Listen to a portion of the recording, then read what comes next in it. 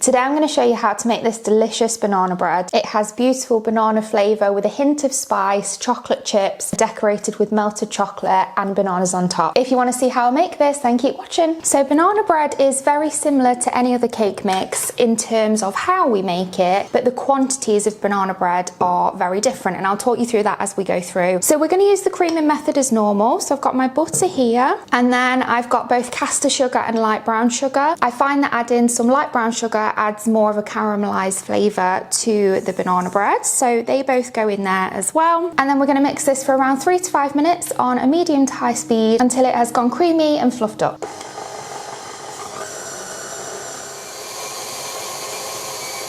Okay, that's been mixing for 3 minutes now, and it's gone lovely and creamy and fluffy. So we're going to add our eggs and vanilla in next. I've got them both in this bowl. And then we're going to mix that just for a couple of minutes until it has all combined, again on a medium to high speed.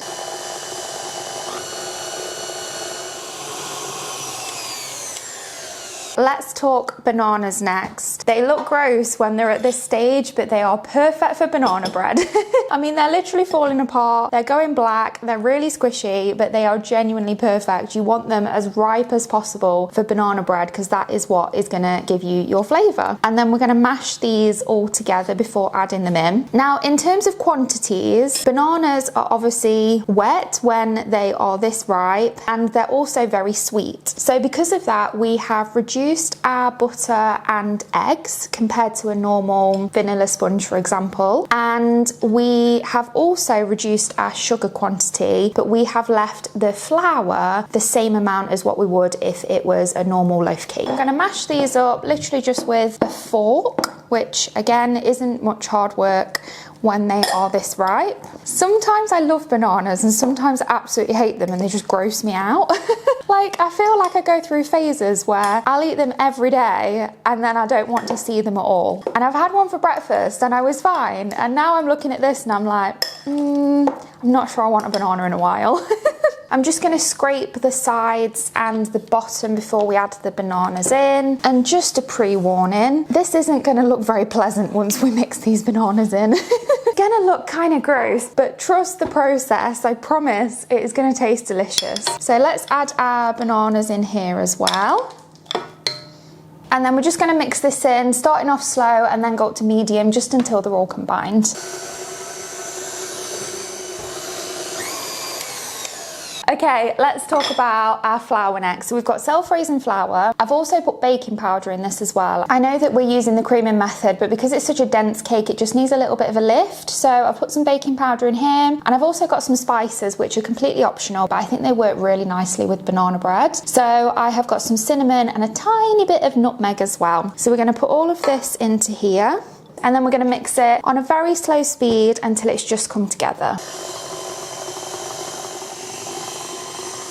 So I'm just going to take all of the batter off the cake paddle, and then we will do our last step, which is adding the chocolate chips in. So with the chocolate chips, I've just coated them in a tiny bit of flour. The reason I've done that is because when you put things in loaf cakes, they have a tendency to sink. Now, chocolate chips aren't as heavy as fruit, but there's no harm in just coating them in a little bit of excess flour to just make sure that they don't sink. So we're going to add all of these in, and then we're simply going to fold this through nice and gently just until the chocolate chips are all well distributed. And then I have a £2 loaf tin with a £2 cake tin liner, and I'm simply just going to pour all of this in.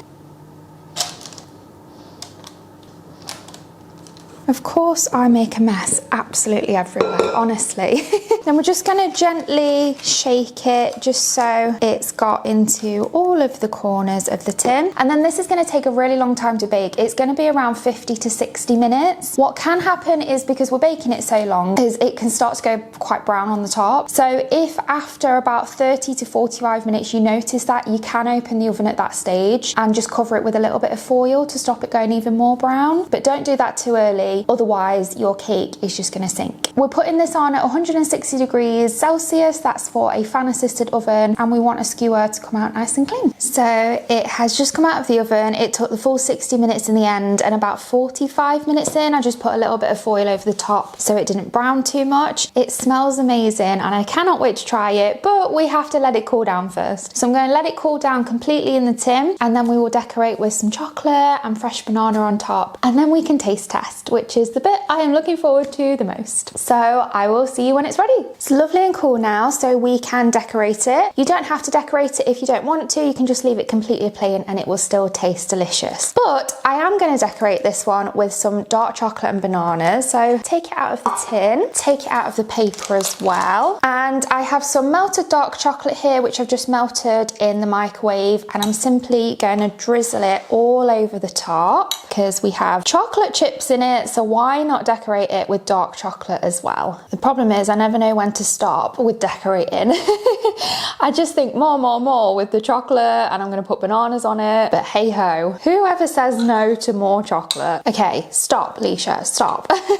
And then I've got some bananas here as well, some fresh bananas, which I have just chopped up. I'm going to place them on top too. And that is our banana bread ready. So now we can slice it and taste test it. Okay, first slice to see what it looks like in the middle. The knife just goes through like butter. And there is our first slice of banana bread. So we've got a really nice crumb on it. All our chocolate chips are in it and they haven't sunk because obviously we have coated them in flour as well. Now it's taste test time. Let's see what this is like. I love banana bread. It's just such a classic, isn't it? You get the flavour of bananas coming through, but it's not too strong. You've got the beautiful crumb that's kind of slightly caramelised with a hint of those spices in it as well. Plus the chocolate chips, plus the chocolate on top. It is delicious. I really hope you've enjoyed this video. Please let me know if you try it at home. Thank you so much for watching, and I'll see you next week for another one. Thanks for watching. Bye.